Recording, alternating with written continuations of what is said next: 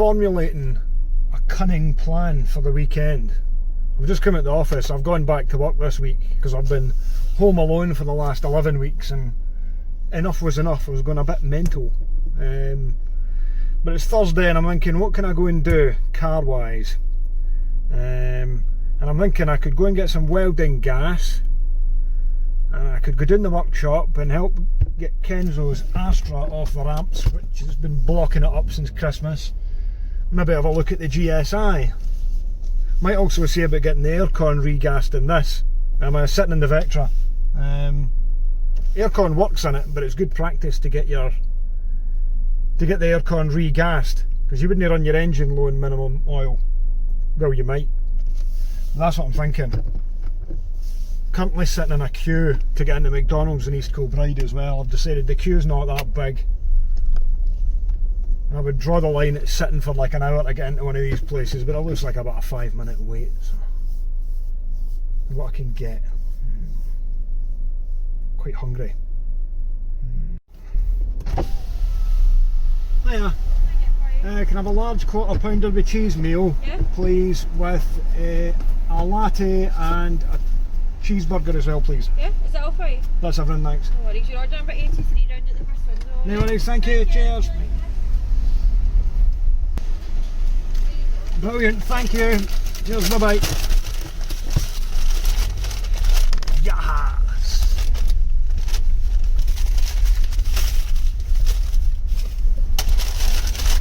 Check it, right. Oh, spot on. Boiling hot as well, happy days. How do I get out of here?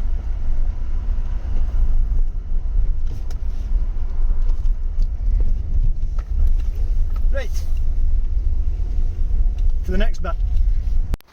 That's the gas bottle. Going to pick that up from Edinburgh tomorrow. Right. Home time. And the best thing is, I don't need to get dinner because I've already been to McDonald's. Way.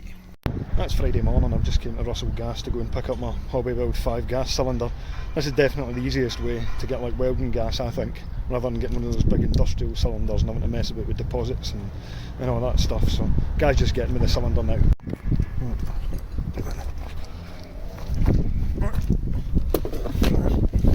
Deposit it behind the seat so it doesn't roll about in the boot. Sorted. Right, better get to work. Saturday morning. What's it going to be like? What's it going to be like?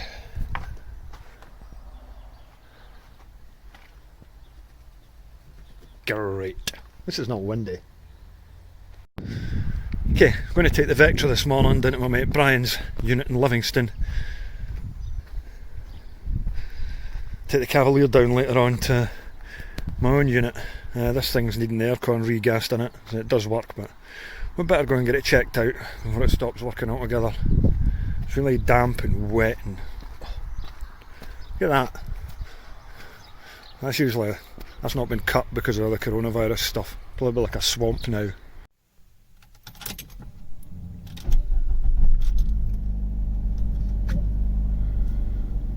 Yeah, got a lot of time for this Vectra. It's turned out a lot better than I thought it would, considering I bought it sight unseen.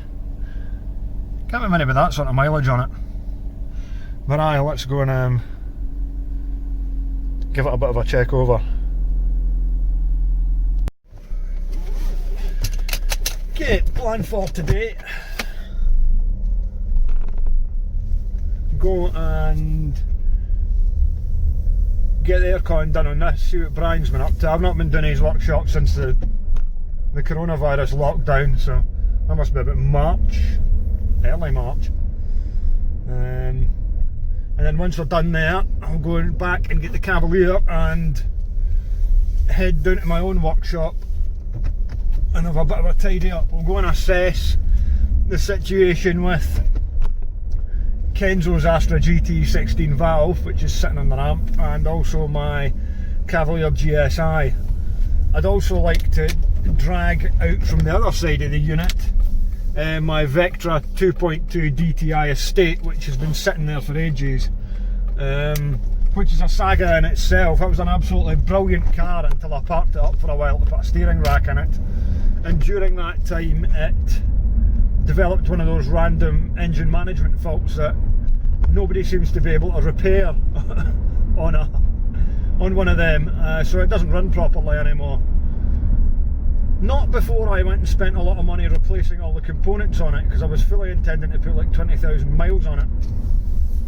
But it was not to be, so it's sitting in the garage and needs stripped for spares. But it's like a massive job because it's got a brand new steering rack in it. And we need to take the steering, and I'm wanting that out it, so that means we've got to drop the subframe out it. And I also want the gearbox because it's an F35. So I'm going to have to get somebody with a Manitou or a forklift or something to go and raise it up in the air to go and get those bits off it. So just thinking, I'm just working out the battle plan to go and do that now.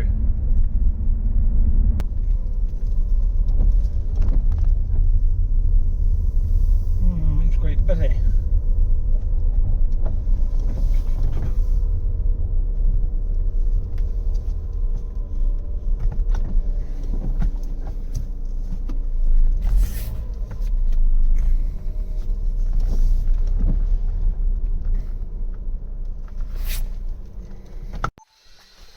Right, so I've come down to my mate Brian's garage, Freez Breez, to get the slow puncture done on the Vectra that's been bothering me for about 3 months, and also get the aircon regassed in it, because it is working and has been since I bought it, but we don't know how much gas in it, so it's a good idea to give it a service. And yeah, we'll just see what else you're up to. What are you up to? This has got a fancy motor in it. Yes. Then a condenser on an M5 from BMW V10. Very nice. What age is one of these ones? Is this like one of the 500 brake things? I think it is. I don't know, I'm going to look it up now. It's a beautiful sunny day anyway. Must be somebody's gala day in Scotland for it to be this miserable. But aye, I'll go and crack on and get that tyre sorted out.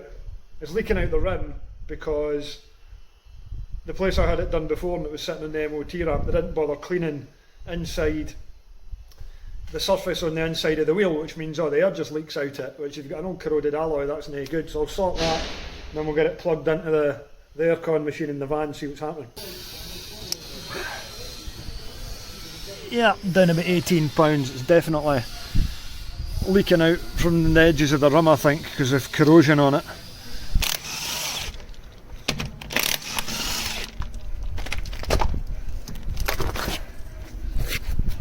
Tell you, you want to know the difference between a car that's lived down south all its days and one that's lived up here. Look at that.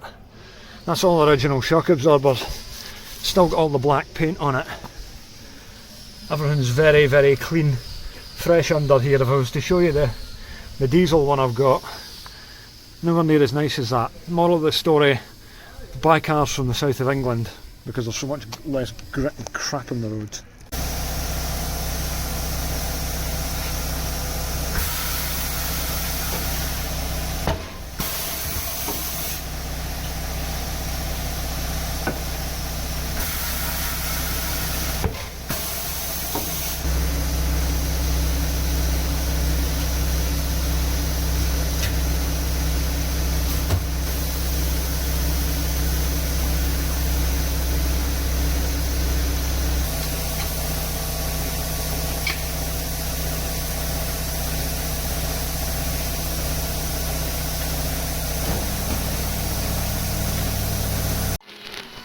You can see on the rim the inside's had some sealant on it at some point, without the edge.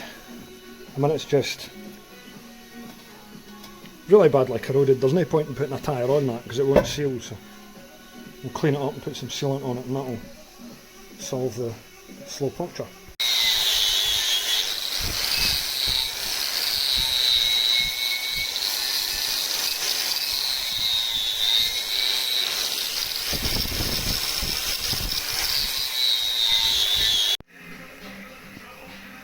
There you go, you can see the end result on it, so at least it means when the tyre presses against it with some sealant, it's going to seal this time. I mean, it's an old corroded crap alloy anyway, so it's the best solution.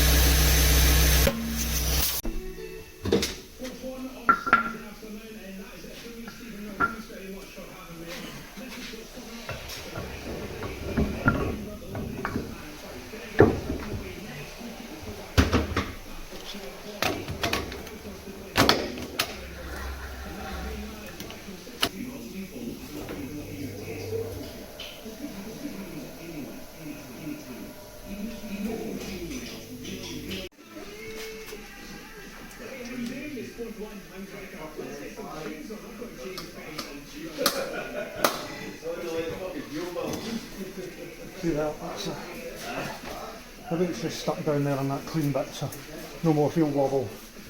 Let's fit it back in the car now and get on with the aircon.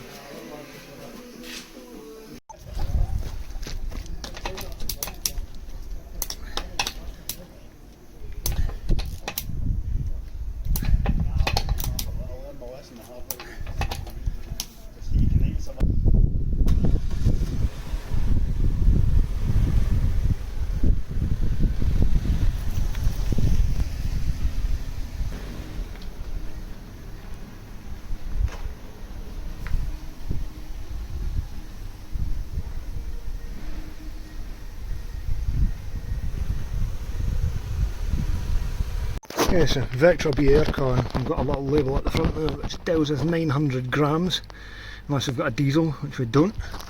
And you've got your aircon service ports, there's one down the front in the corner there, and there's another one there, below the servo. So we'll get this hooked in, see how much gas comes out it, because obviously I've bought it in the aircon works, but we don't know the last time it was gassed.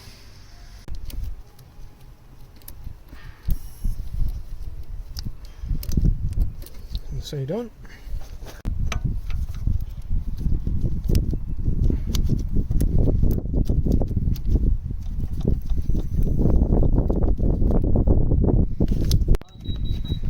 We'll start it up and check the pressures on it. Right, we'll do that now then. It was working fine before.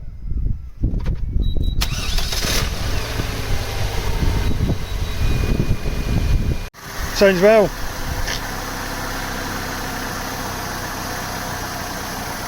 Should do, it does work alright.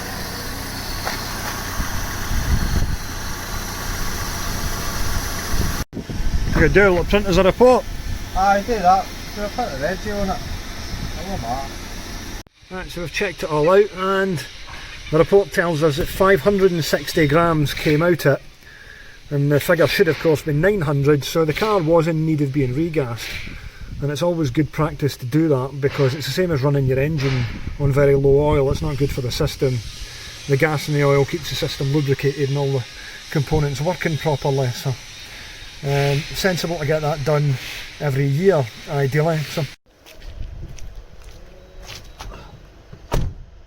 that's me finished up down at Brian's, so I'm going to go home, get some dinner and then head down the unit and get prepped and ready for tomorrow.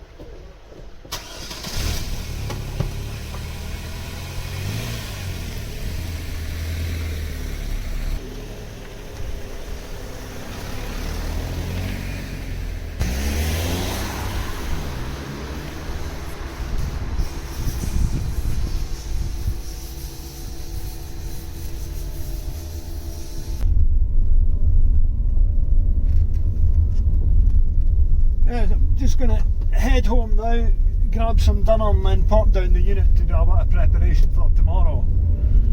We'll get that diesel Vectra's battery on charge and check that the GSI is alright as well. I'd like to note that this is the middle of June, you know. Look at the absolute state of this. It must have been a gala day, a major gala day due for this weekend for the weather to be like this. It's so commonly dreadful in June in Scotland. We're sitting at 11.5 degrees at the moment on the temperature gauge, but of course with that dampness in the air, it feels much colder. I've got the heated seat on in the Vectra. I've got to say, for the price that I paid for this car, I have to say I'm well impressed with it. You've got everything. We've got a climate control here, heated seats, trip computer, cruise control. No sunroof on this one. My Vectra Estate version of this does have a sunroof, so I think that must have been an optional extra. I've added the cup holders in there. I took the cup holders out the later models for some reason, I don't quite know. And yeah, overall I think the Vectra was a bit underrated, these later ones. If they'd released this car in 1995 rather than the one that they had, it would have probably developed a stronger reputation than what the car did to begin with. And what you'll notice on these is, normally if you buy a CDX or a GLS or an LS, it'll have a very long gearbox in it. Oh, what's happened here? Somebody's gone straight on into a tree. Yeah, what you'll find is that they've got very long gears, but this has got the shorter gear set in it, and it's the same gears as an SRI. It's got the 2.2 petrol. I put it into 5th at 30 here, put the foot down, and it'll pick away quite the thing. Now my Cavalier, which has got the long set in it, absolutely won't do that, and it's pretty quick. If I put it into 3rd,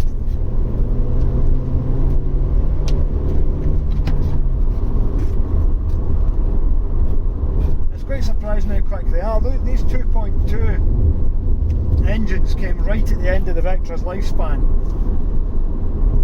and they've got a bit of a mixed reputation because of the issues with timing chains on them. But any model you get with a 2.2 in it is quick. I remember there was a Channel 4 programme called Driven, and they did a drag race against some hot hatches, and they had like a 2.2 16 valve LS Vectra. And it was faster than some of these, I think it was coupes. There was a Celica and something else.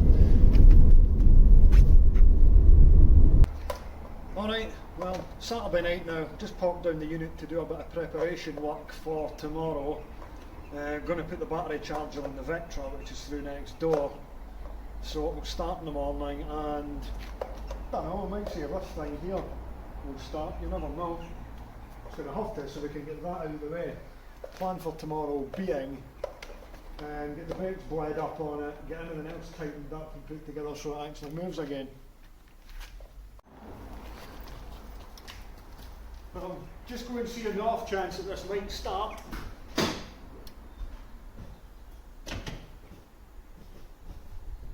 Completely dead, not even any ignition lights. I don't know how long it's been sitting right enough.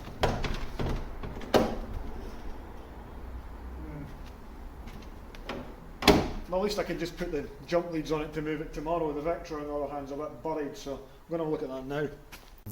Right. That's better.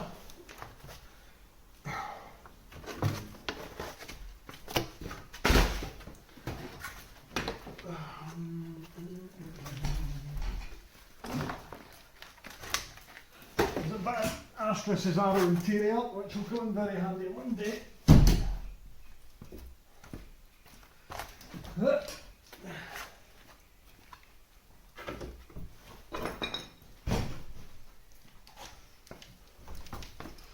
Now I'm going to assume